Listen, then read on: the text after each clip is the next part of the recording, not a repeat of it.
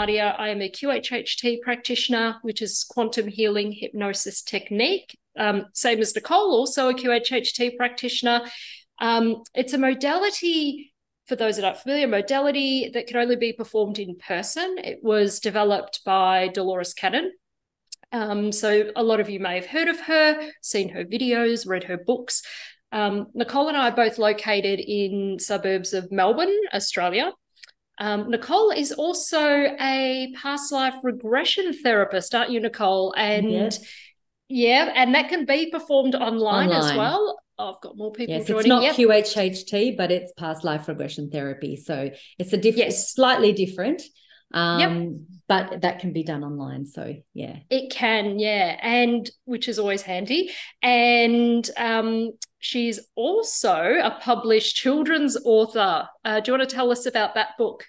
Oh yes, yeah. A few years ago, I wrote a children's book called Lucky and Mucky, and I guess I am very passionate about us connecting with our inner being and the truth of who we are. And this book is for children, and Lucky is, the soul self, and Mucky is the mucky, the egoic self. So it's basically a very similar message, but it's written in a beautifully illustrated children's book. And it's basically, yeah, sharing the same messages, that everything is within us, everything we have within us. And when we tap into that infinite place of possibilities, we can be the best versions of ourselves. So yeah, it's a great little book. Yeah, so you can check that out. Yeah. On Instagram, Lucky and Mucky, and on my website, Yep. nicolebensimon.com. Yeah. And I can pop links in the chat box at the end for all of that as well, if anyone is interested. Yeah. But today, obviously what we're all here for, Nicole and I will be having a discussion on karmic contracts, soul contracts, same thing, different name, tomato. And we'll be using information in our discussion, naturally, I suppose, just what we've discovered in our work as QHHT practitioners, and even doing past life regression stuff, because Nicole, you do the one-on-ones and groups as well. Yeah. I only do group sessions, but I do obviously speak to people afterwards and get feedback through there. So there are things that actually come up in those sessions too, which is quite interesting. They're quite valuable. And obviously through our research and reading, so all of that stuff, and we'll be using that information to answer any questions that you have submitted. Yes. And then once that is all done and we've finished our little chat, it won't go for too long today, folks, I promise you. I know it's nice weather where some of us are, so we probably want to get out and enjoy the day. But once we finish that, I'll open it up for some Q&A. So if there's anything you wanted to question or get some clarity on, Nicole and I will have a few minutes at the end to talk about that. So, Nicole, before we get into it, I think it's really important to understand this. Why did you want to become a QHHT practitioner?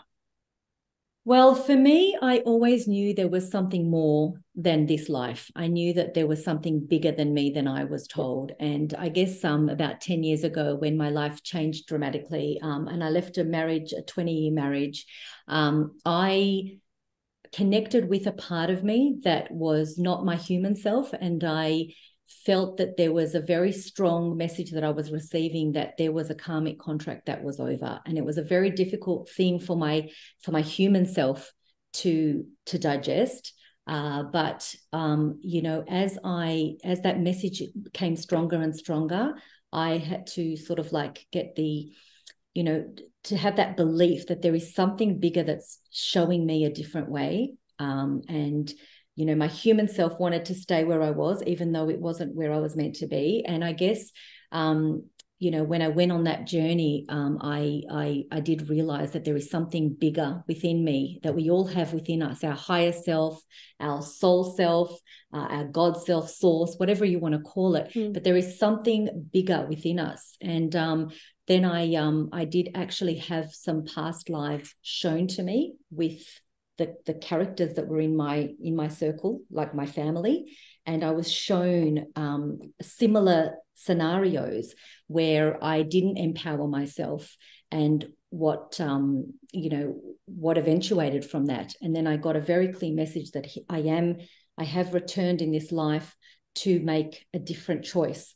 And that's when I, was able to look at the context of my soul learnings and realize that this one lifetime is so connected to the many others that I may not have learned the lesson. So I, just went right into past life regression. And then I came across Dolores Cannon's work, and it just hit the spot. It was just, it's past life, but with the understanding of why we are shown the past life and how it can assist us on our journey, on our soul's journey. So when I found QHHT, it was like, this is my mission. My mission is it's helped me in my personal life, in my personal development. And I know that it's like my purpose to share with others that that each and every one of us has the ability to connect with a part of us that really knows the way for us in the most aligned way. So I've never looked back. I live, breathe. I love it. Yeah. And to be honest, it was similar for me, in the sense that it started off for me actually having a QHHT session myself after finding Dolores and her work, and I wanted to have a session. And from that session, I was able to see things in my life from a different perspective completely. People and situations and things that had happened to me, I was able to understand why, the reasoning, there were those contracts involved. And from there, I suppose, as humans, once we understand something and it has a place and a meaning, we can move on from it. And then once we drop that baggage, because we're only holding on to crap, right? So we drop that baggage and then we can flourish from there. Yeah. And I just thought, wow, and look, to be honest, it took me probably a good 6 months or more after my first session to realize that it had done that for me, because when I looked back, I went, oh gosh, I have taken all these strides since then. So anyway, it was quite amazing, and I was like, that's it, everybody needs this. This is amazing. It's literally it's like having a different perspective on that just you just see things very clearly, and you're able to see the love that comes with the lessons, rather than being the victim, rather than being in that victim state where why is this happening to me, but actually, why is this happening for me? And why did I choose this on a soul level? I chose these lessons. I chose this path. So why did I have to learn this? Perspective. Yeah. It is. Now, I'll just thank everyone again for submitting your questions, for those that did. Some of them were obviously like along the same lines or duplicated. So we may not ask it exactly the way that you asked it, but the answer's the same. So I would like to know, or someone would like to know, is there a way to know exactly what someone's contract entails? What are your thoughts on that, Nicole? Okay, so when we're incarnated into the human body, we actually forget what we have planned on a soul level. And that's part of the game. This is part of what Dolores calls the Earth School.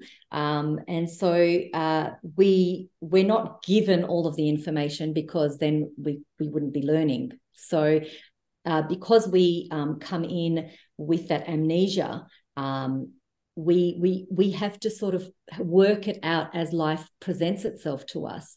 And when something becomes challenging, or when a relationship becomes toxic, or you're feeling insecure or unsafe in a certain environment, that is a way that is the way that your soul, your guides are showing you that this is not, the door isn't, it's not free flowing. And so therefore there is something there that needs to be addressed. And, many of us don't like to hear the whispers, because they always are whispers. When something's not feeling right, you're in a job and you're feeling like your boss is, pushing your buttons, and you're feeling like you just don't feel like you belong there. And then you sort of ignore that and you keep going, and then something bigger happens, and the calling, it's like the push gets bigger and bigger until you cannot deny it, and you have to make that move. And I mean, we all are here, we all have free will, so we can stay stuck.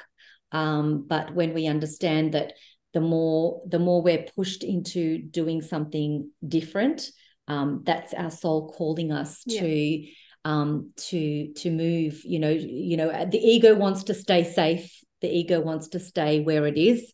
But the soul wants to grow. And we have come here on a soul level to grow, to evolve. And there's no good or bad, but we grow through difficult times and less through times of bliss. So, and in terms of like discovering, because we all come with contracts, right? And in terms of discovering like what our contracts actually involve. Now, for me, the obvious answer there is, of course, you can find out if it's appropriate, because sometimes we still have to learn the lesson behind it. So that's right. Anyway, this gets a bit convoluted, but yes, you can find out what the contract involves. And for me, the obvious answer is the QHHT session. Or a past life regression if you set the intention and it's shown to you. But it's, during that time where we can tap into your subconscious, your higher self, your oversoul, whatever it is you want to call it.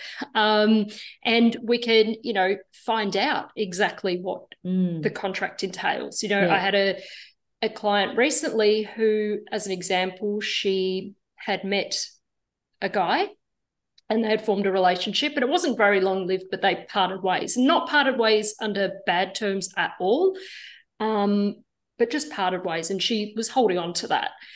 And one of the things she really wanted to know in her session was, will they get back together? Are they meant to be? And her subconscious actually guided her to a past life where she was with this man. And in that life, he had to help her along her healing journey in that other lifetime. And once that healing journey, or that part of it, had been completed, he had disappeared. And she had seen that repeating again in this life. So she understood from that point that that was his purpose. That's to right. Not to be in the relationship with her, not to have a long-term relationship, but to help her along her journey. And and that is exactly what he did in this lifetime for her as well. And when you understand that it's, some people come into each other's lives for a short amount of time, but just to hold them through a circumstance in their life. And we want it to be forever, but sometimes, we've got other soul contracts, other people to meet in this lifetime. And when we see it like that, it's not so, it's difficult to part from a relationship, but when you understand that it's how it's meant to be, and you don't fight it. And we're not advocating everyone goes out and leaves their partners. No, definitely not. We're just saying, and this can happen with friendships, work, any type of like anything.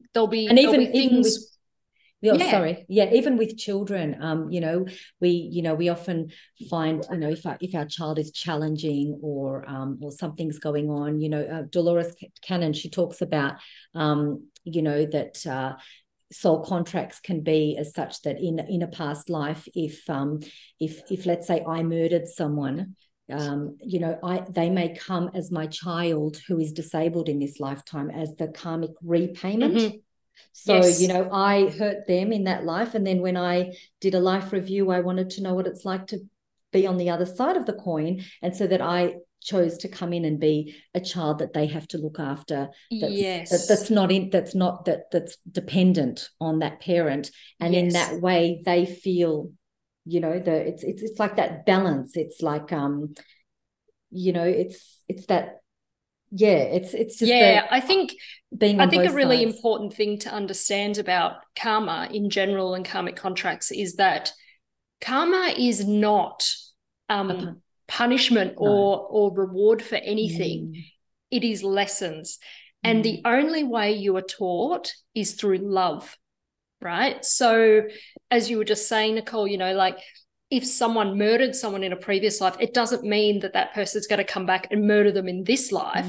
No, it doesn't work that way. It's actually repaid in love. So if you took someone's life from them in a previous life, I mean, there's many ways that can be repaid in love, but like in your example, Nicole, making them so, or their life so dependent on you, like say, for example, a disabled child, having to then look after them for their entire life with love because you took away their life in a previous lifetime, that's how it's repaid.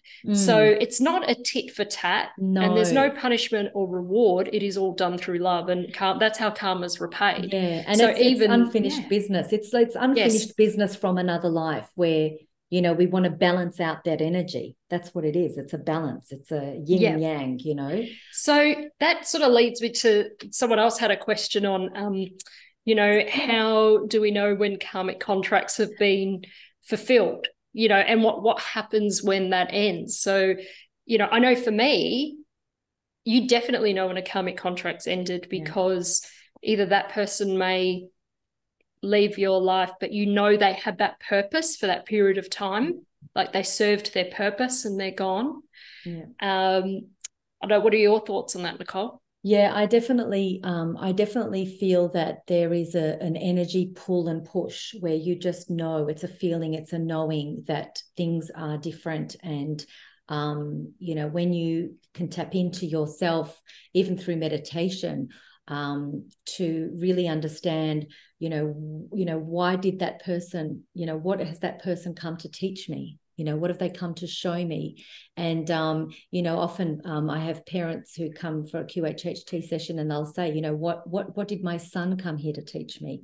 You know, what does my daughter come here to teach me? Because at the end of the day, what have I come here to teach them? We've created this this little dance between us that we're going to help each other to evolve and learn these lessons. And I guess, you know, you do feel when a karmic contract's over, it's just the energy is different, and you can feel like an energetic push, and you feel this incredible strength that your human self, your egoic self doesn't think you have. And then when you connect with that higher self that you know wants to help you to move to where you need to be, suddenly you just feel the support, you know, you just somehow you just get through it. You know, a lot of people say, I don't know how I got through this. Why would I have created such a crazy life for myself? You know, why would I have chosen abusive parents? And why would I, you know, because that's what you needed to learn. You needed to learn to grow from that, to become independent, to empower yourself. There's always something that we are learning on a soul level. And when the karmic contract is over, that's part of the process of what's next. I've learned my lesson. Once the lesson is over, I guess it's expired. It's like there's nothing more to learn, that there's no more growth there. You know, and you can stay stuck and stagnant. Yes. Or you can move to that next. That's right. I was about to say, we've probably all experienced that in our lives where, you know, work is a great example. Sometimes we're somewhere, you know, in a job and we're there forever and we feel like we're really done there. There's nothing else we can achieve. We feel like we've lost our purpose in that job, but we just kind of hang around because it's comfortable and things like that. And guaranteed, when something like that happens, something else, you know, something will happen. The universe will push you out. You know, we've all seen it, and jobs are a great example. So you either made redundant or something happens and it makes it very, David's had that. Right. So, and you know, and you can either fight it and create so much more suffering for yourself, or you can be like, you know, when I don't know what to do, I just go, universe, show me, you know, soul, show me what I need to know. And you will get a dream, or you'll meet someone that will open a door for you. And I guess there's, you know, working together with something that's bigger than you, that knows the full perspective, and not having to be stuck in your, this is what I want, you know, because then you're not giving room for yourself to be helped and shown and guided. Yes. Yeah, that's right. And I mean, I think if we're all honest with ourselves, a lot of the time where we have been forced out of situations, whether it be a job, a relationship, or anything, you know, where we've been forced out or forced to change, if we're honest with ourselves, we look back and go, yeah, I actually knew that. Like I knew it was time to move on, or I knew something. And you know, you just resisted it or procrastinated or whatever it may be, until the point comes where, as I say, you know, like in tarot, it's that tower moment. You know, that's it. It's going to come down, you know, and it's going to come down on you. Yes. So I had one of those. Yeah. Yeah. So, you know, I think we've all had that to some degree. So we can all understand where that's coming from. But then I suppose it's one thing to sort of figure out what the karmic contract is. But how would you then figure out, you know, how you fix it, or how to, was nothing really to fix, is there how you resolve the karmic contract? Like, how could you find out how to do that? You know, some people would have those, especially with close family, for example, like how would someone go about figuring out how to fix that relationship? Yeah. Well, I guess the ultimate answer to that is love. And loving everyone for where they're at, loving your loved ones, even though they may not understand your journey, although you may not understand their journey. But it's all about letting go of judgment and understanding that every soul is here for their own mission. Everyone is here on their own journey. And if I know something and I want to tell everybody because I know I'm right and all of that, but my right may not be someone else's right, and somebody else may want to experience, have come here incarnated to experience a different point of view.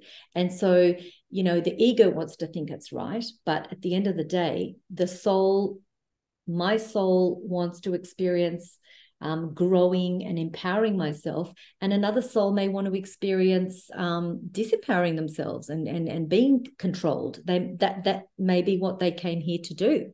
And so, you know, it's very hard for one person to think that their journey is overrides another journey, but everyone is here on their own path. And it's I guess it's up to each one of us to connect to that part of us inside that is guiding us. And you know, it's great to have the people outside of us support us, but at the end of the day, the answers are all within, because my answer will be different to your answer. Yes.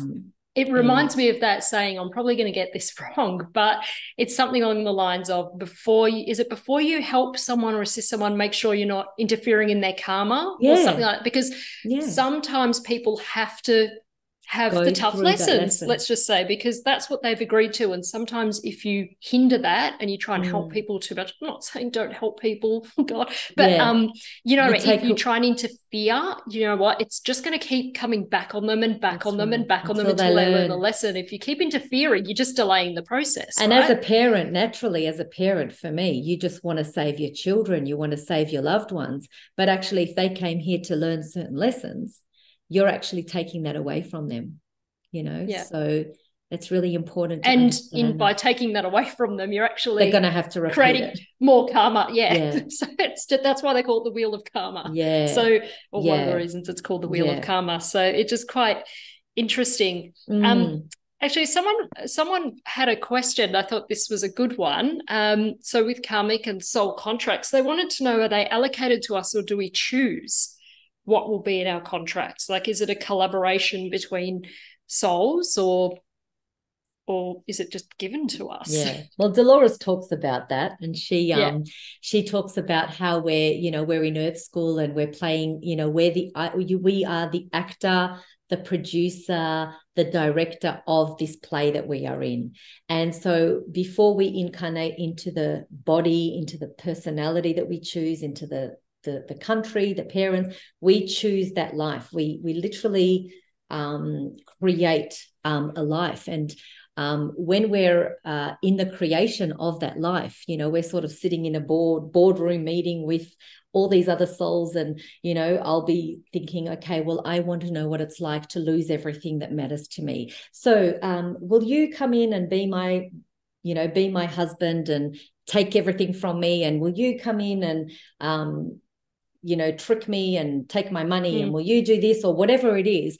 And so, when we're planning it, it's coming from a place of love, and people are like, yeah, I will play the villain in your story. I'll play the bad guy. And that's, the bad guy, it's not pleasant to be the bad guy, but it actually takes a lot of love to play someone's bad guy, to be honest. And it's quite interesting because, and you would have experienced this as well, but in a QHHT session, when we're doing that past life regression, and then we move from that to seeing it from the subconscious or the higher self point of view and seeing it from a different perspective, even if terrible things may have happened in that past life, it doesn't matter what it is, doesn't matter if they're, look, there's lots of terrible things that happen to people. I don't have to list it, but they always sort of come out of it like looking at it completely differently, and they go, it'll always end up in a case of, it doesn't really matter now. Like, it doesn't matter anything terrible that may have happened, when they get to that afterlife, they just go, oh, well. Yeah. Like, what just is what it is. It just, what has happened has happened. That's it. We're a soul now. Yay, let's go flying and exploring the afterlife. So they don't really care. So when you put that in perspective, and as you were saying, just, Nicole, earlier, you were saying, you play the role of the husband that takes everything from me and everything like that, or hurts me. In this life, as humans, our ego kicks in, right? And the ego, I don't see, ego is not a dirty word for me, right? Like, and we need our ego, guys. Like, I see so many people talk about, you have to drop the ego, you have to lose the ego. No, you don't. You have to learn to live in harmony with it. Yes. We come here to Earth for a reason. We come here to experience life as humans.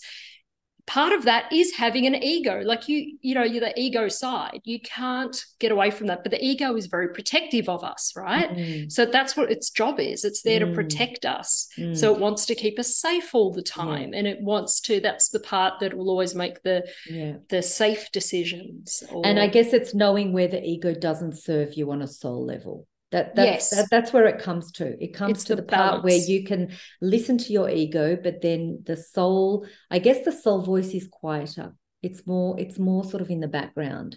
And so when you actually are able to, know the difference, you can listen to the quieter voice when you're feeling like that ego is not serving you anymore. It's actually keeping you stuck. It's keeping you suffering.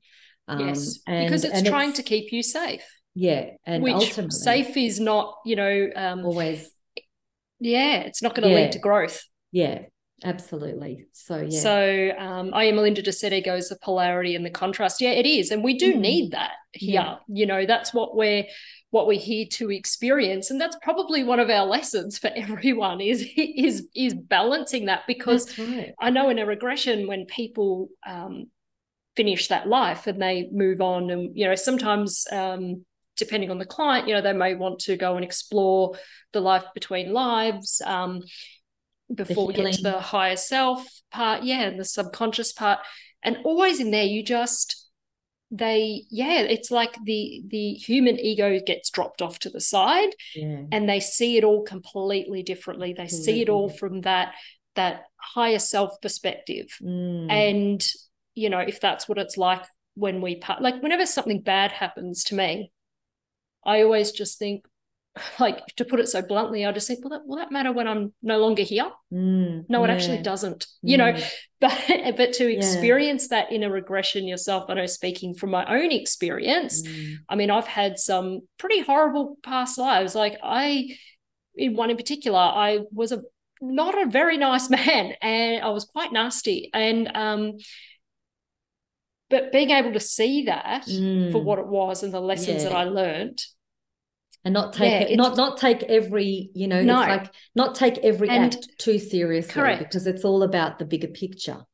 It's all like even Dolores says, it's all a play. It's all basically a play, and that's it's the best way to see life, where you just don't. You're observing. You're the observer of the play, even though you're in it, but you're able to sort of see beyond the game that you're playing.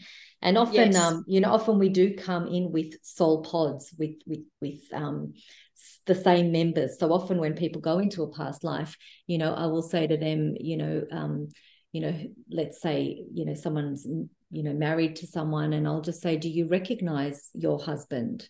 And I will say to them, look into their eyes and feel their energy. Is it somebody you know from this lifetime? And, either they won't, because maybe they haven't incarnated back with them, or they will just feel the energy. It doesn't matter what the gender is. Yeah. It's just they feel, oh my gosh, it's my son in this life. And then they will get the lesson, that he was dependent on me as a husband, and now, it's very similar energy in this lifetime. So, we do play this game with the similar people, and it's like, this time you play the father, I'll play the mom, and you play the child, and that's how it works. And so, that's when you have a soul recognition as well, like when you meet someone and you just feel like, oh, they're a character in my play. You just know it. And you don't know how you know it. And that's your intuition saying to you, this, take note of this person, because they're going to be a teacher, or they're going to be. Yeah, it's definitely a collaboration before we get here, and an agreement, and that's actually really hard for some people to hear, or to try and understand, because there are some really terrible things that happen to people. And for them to come to the realization that on some level you chose this, but why? Makes it easier. Why did you choose it? Yeah, once they understand why, it makes it easier to forgive. Because, if you're looking at that person from a human to human, you did this to me, blah, blah, blah. But then when you look at them on a soul level, it's like, wow, thank you for playing that villain and being the bad guy. There's no good or bad, but, being the guy that pushed me to my limits, because had you not pushed me to my limits, I wouldn't be who I am today. And what a gift. Thank you. Thank you that you had to do that you chose to do that.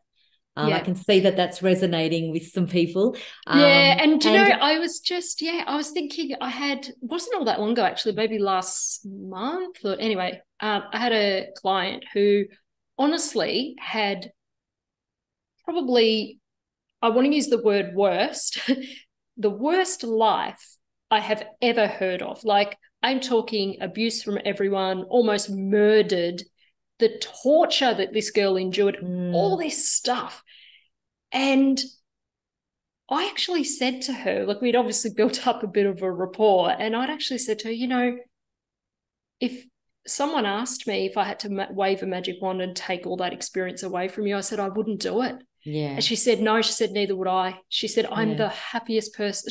She's honestly the happiest person I've ever met. Like, just so content in herself. Yeah, grateful. She's for that. Because she's so grateful for her life. I've just never come across anyone like that before, and it just made me think, wow, maybe I didn't have it that bad. When you hear. That's right. And some people, I mean, a lot of people, when they do go into past lives, there's this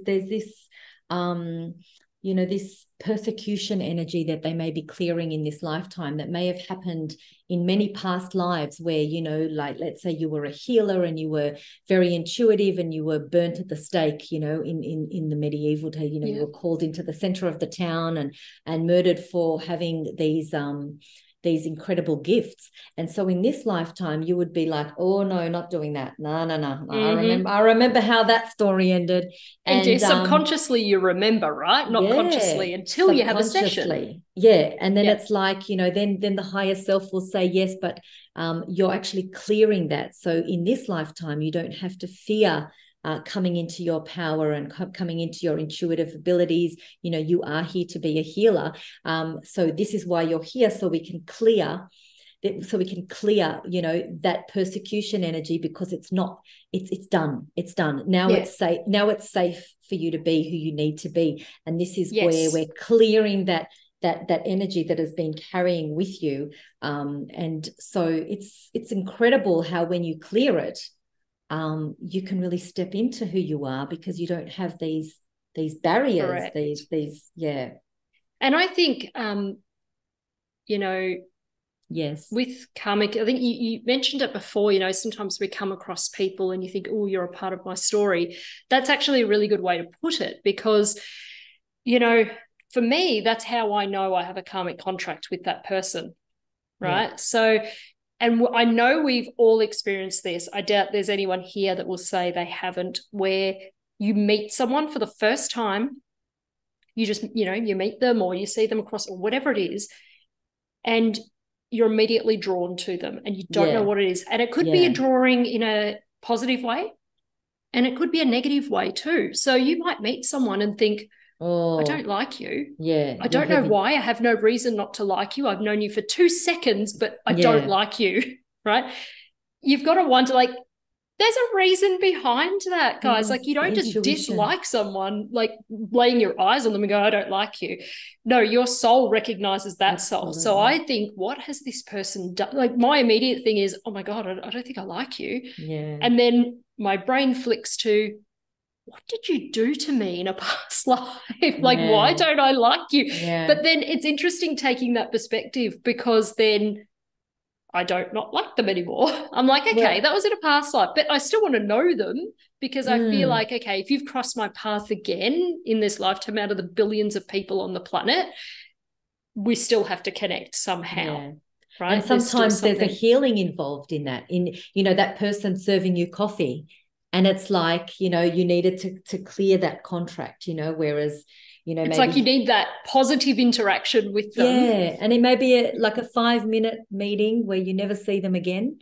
But that just, you know, you chose to come back and just clear that road for you. And, you know, and that's why when when you look at it from that perspective, everyone you meet is like, it's not by accident. It's not by accident. And I guess it's just incredible when you can try and see why that person came into your life. And, you know, they may just come to say something to you that's going to trigger you into thinking something, into growing in some way. And even with illnesses as well, like with a lot of people who go into past lives, and, you know, if they've got a certain part of their body that's playing up or anything like that, they can go into a past life. And, you know, I know somebody who suffered in the throat area, and she went back and she was hanged in a past life. And then, you know, it's the clearing of, because the soul carries things from life to life, so we can clear stuff, you know, in this lifetime that doesn't even relate to this lifetime. It could have been many lifetimes ago. So doctors even, you know, sometimes people have like spontaneous remission, and the doctors are like, I don't know, you know, it's gone, because you can't clear it like in the physical. You've got to go back to that energetic level and clear it from there. And, you know, as you know, also, you know, the body speaks to us, and, you know, cancer is suppressed anger. It's suppressed anger. And when you a lot of the time, and when you a lot of the time, and you know, when you can get to the bottom of what it's doing, you can heal yourself. It's quite fascinating. So especially if it's something that's attached in your, like you said, in your energetic field. It comes with you and your energy. The soul's memory. It follows through. And like you said, that lady you had with the thing around her neck, you know, I had one just the other week who had pain in her what's called like a reflux, right? But it came after, it only started after the birth of her child, and it just remained, and she could barely eat, you know, anything without, you know, suffering from it quite badly. And it actually turned out that when she was giving birth in a past life, I can't remember the exact thing, this was a while ago, but there was something that had happened anyway during birth that caused trauma in that area. I've had that too, Have you? Yeah. And then once she realized that, and the subconscious was able to say, oh, that's actually from that life, but it was triggered again with childbirth in this life. But you want to clear obviously it? the soul memory. Yeah. So okay, do you want to remove that for her? You want to remove it? Sure. It's easy. And and then, you know, anyway, we continued with the session, and then at the end, because as you know, QHHT session, people are with you for a few hours, you know, probably 4 to 6 on average. at the end, I like to just put out some nibbles, just a little couple of things. And as we're chatting and debriefing, and she was eating or whatever, and we were chatting, and it was only afterwards she went, "Oh my God," she said, "I'm not getting the reflux." I went, "Well, there you go. It was removed." She was just like, "Oh my God." It's that easy. It almost seems too good to be true. I've had people come out of the session and their whole face is shifted. The whole energy is shifted, cleared, feeling lighter. People who couldn't see, they're seeing much clearer. Just depending, basically your soul self wants you to be at your optimum. It wants to work with you, and the minute that you give it the okay, I do want to connect because I do want to work with you, then so many things can be healed and explained and removed, and we can feel so much lighter because we're choosing to work with that part of us that's here with us to support us. And I think and for that reason we have multiple karmic contracts and soul connections, soul partners. Even the word, I don't agree with the term. I use it sometimes, but I don't agree with the term soulmate. I'm like, what is that? What's a soulmate? So many. You have so many soul. I see a soulmate as a soul connection. It can be good, it can be bad. You can have multiple. It all depends on what contract or agreement you had with that soul prior to coming in. That's your contract. That's your agreement. So I think it depends on the lesson, right? You will have different contracts with different people for different lessons. And it's funny because I know, as people here probably look back on their lives, they'll go, "Oh yeah, hang on, I'm starting to recognize some of these patterns now and some things that have happened to me that perhaps were related to contracts." Right. And if you're not learning the lesson, you're going to attract the same lesson in a different body, by the way. You can leave the country and start a new life somewhere else and be assured that you're going to find the same energy if you're running away from your parents or from a sibling or whatever. And if you haven't learned the lesson, that person is going to come to you in another correct. We see it a lot. I know until you're ready. A good thing is, sometimes, or a good thing, but an easy analogy there would be people that have a certain type of parent, whether it be a very abusive parent or whatever, and then they go on and find abusive partners and abusive this. Well, there was obviously something they had to resolve and they didn't. So the universe is going, "Oh, okay, well, we'll just shuffle things around a little bit. Perhaps this person will teach you." No, they didn't do it. Maybe this one will. And can you imagine being the subconscious going, "Oh my God, not again," just rolling their eyes going, "Oh my God, how many times do we have to go through this? Like, wake up already," when you think about it that way.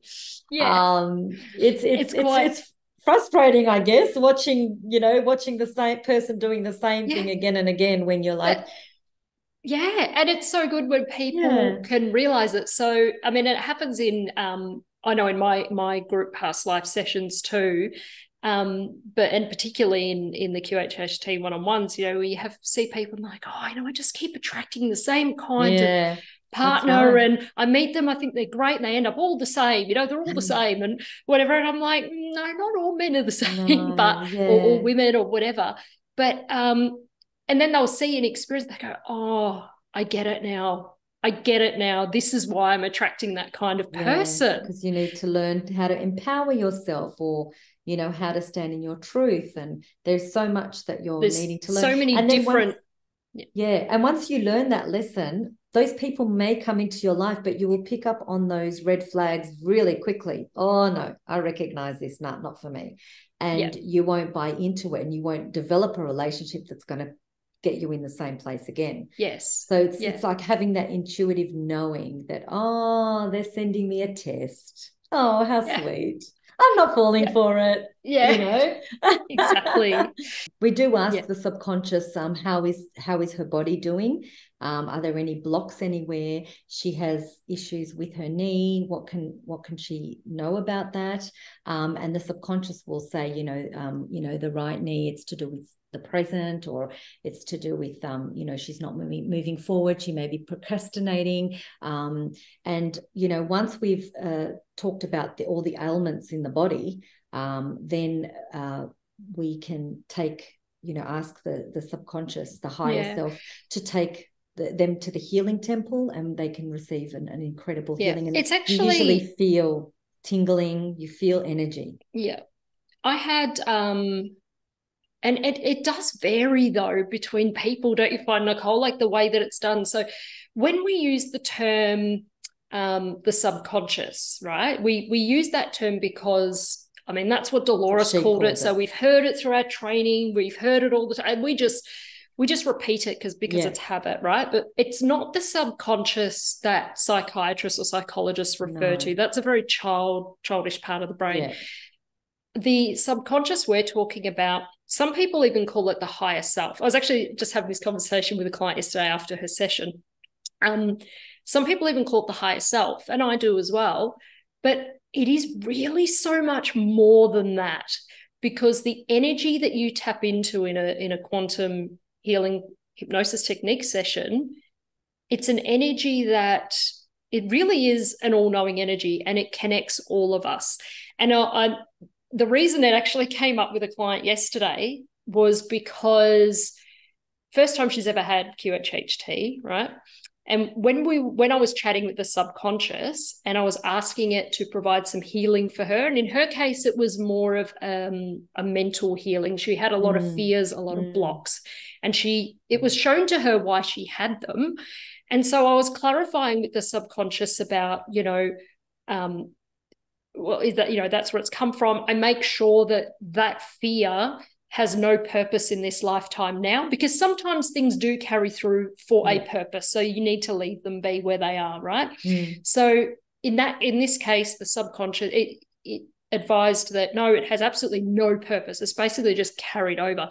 So I asked it to remove it for her. And the subconscious says yes. Sure. It did it, yeah, because if there's no purpose for it being here, it was like, well, yeah. But the interesting part was that as I was asking her the questions, and before I could even ask the question, I would just start saying, because I have my, we all develop our own little method, and I have my own little way of asking questions, and I'd be 2 or 3 words into the question, and immediately it would answer, like it knew what I was going to say. And I laughed. And I actually said to her, I said, this will be on your recording. I laughed and I was like, okay, yes, I've met you lots of times. You know what I'm doing, but can you please let me finish the question before you answer it, right? Yeah. And afterwards she goes, yeah, I've got this vague recollection of I was just answering. Yeah. She said, I didn't even know what you were going to ask. And I said, no, you didn't. But whatever we were tapping into knows. Because I chat with it all the time. It knows. Yeah, it knows. Right? And it's a different personality too. It's a different personality to the person. You really can tell there's something quite profound about that energy. And it's like all knowing, and it's So we've gone a bit off track there a little bit. I suppose what we're getting at is we just ask that subconscious, or whatever you want to call it. Yeah. And if the physical ailment isn't serving you anymore, they're happy to remove it. But sometimes they'll say, look, she's still attached to being right, and she still doesn't want to let go. And then we'll say, is she ready to let it go? And if she's ready to let it go, then we can let it go for her, but you've got to be ready, because on some level you're holding on to something for a reason, so when you're ready, they will work with you. So you can. I mean, I've seen people heal themselves in many ways. And you can. But I mean, providing there's no karmic reason for it being there, right? Because if it's there in this lifetime, say like a physical ailment's probably the best way to put it, something that gives them a lot of pain. Perhaps there may be some karmic reason why they need that right now. So the best we could correct, it could be to remind them, it could be to hold them back from doing certain things that they shouldn't. It could be anything really. It's so varied. But you can probably relieve some of the pain, make it a bit more comfortable for them to a certain degree. But it really depends. If it's karmic, you can't.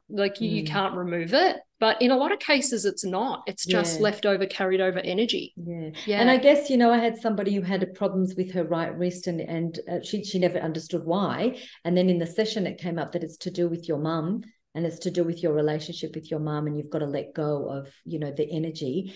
And so at least each time she feels the pain in her wrist, she knows what it's trying to tell her, so she can work on it and clear it herself. And when you understand it, then you can work with it, I guess. Yeah. We have another question here, I think. What's the difference between energy clearing with a shaman, let's say, and a past life healing? Do you want to go or I'll go? Look, I'll be honest. I'm always honest. I don't know a lot about how shamans clear energy. Yeah. So I can't comment too much on that. Do you know much about that, Nicole? The shaman side? I mean, I have worked with shamans and different healers. I mean, look, there's no good, bad, better, worse, because everyone's on a different journey to heal the way that they're karmically contracted to heal. But what I do know is there's nothing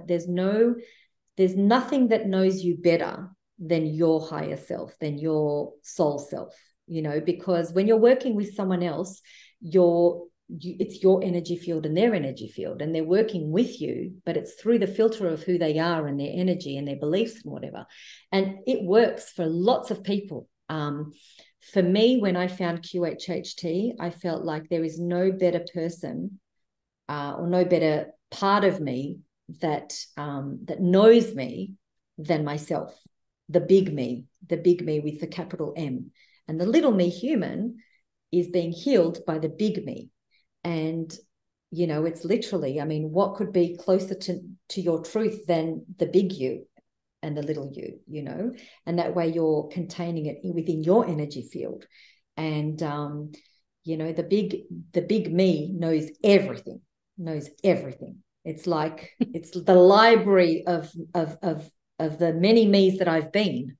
And, it's like, the incarnation that we have right now as the people that we are today, it's like a fingernail of who we are.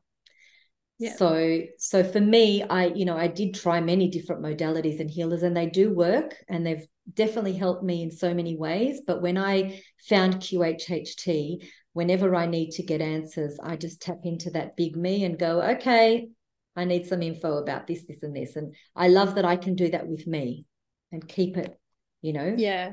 And just, to give a different, I like analogies and different perspectives to throw in, because I don't know, that's how my brain works, right? I need to understand things from all angles.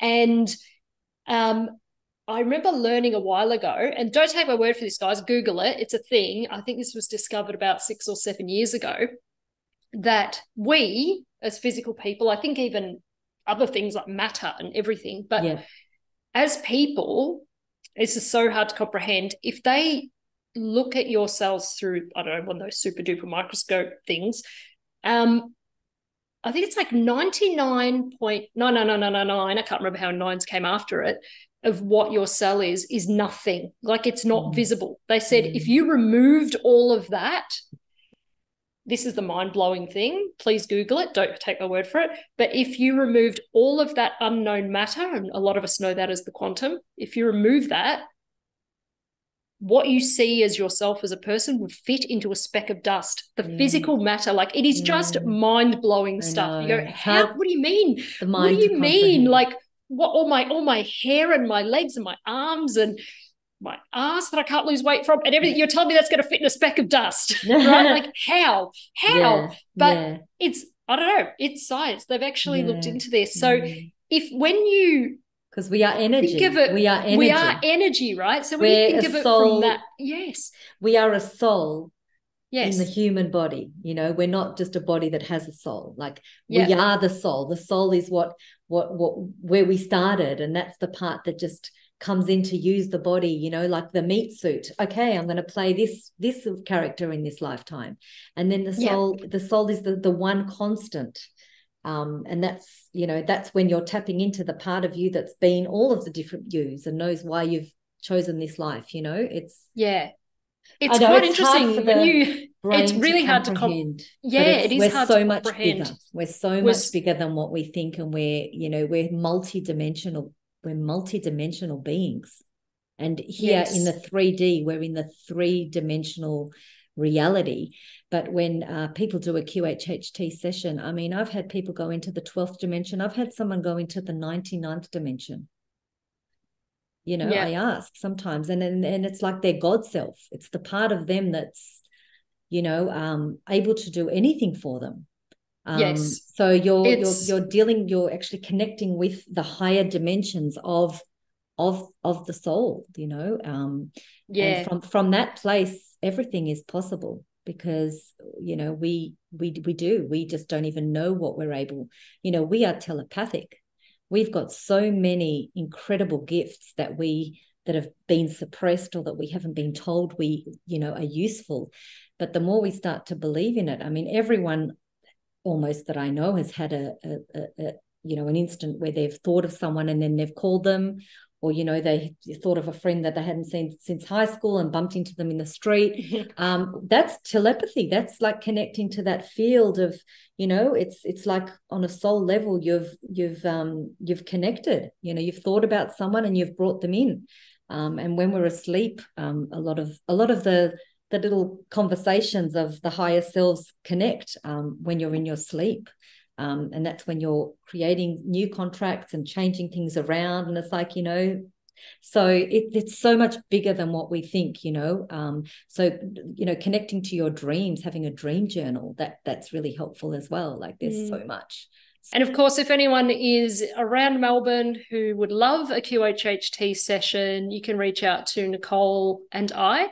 So Nicole, you can find at The Soul Priestess on both Instagram and YouTube. Yep. Is that correct? On both of those? Yep. I'm under QHHT Australia on Instagram. So you can find us there. We've got all the usual, you know, link tree things. So we'll just give you the Instagram and YouTube, and you'll be able to find us. And feel free to connect, to write a message. You know, I check my messages. So yeah.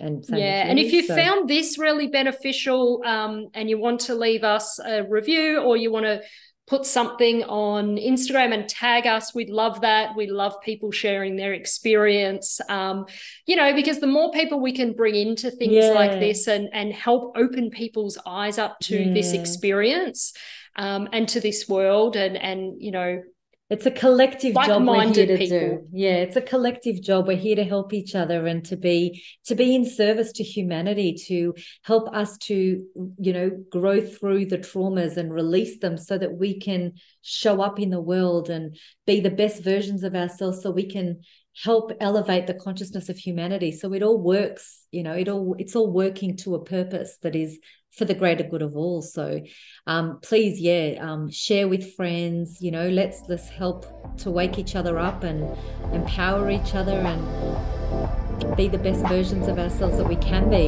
you know.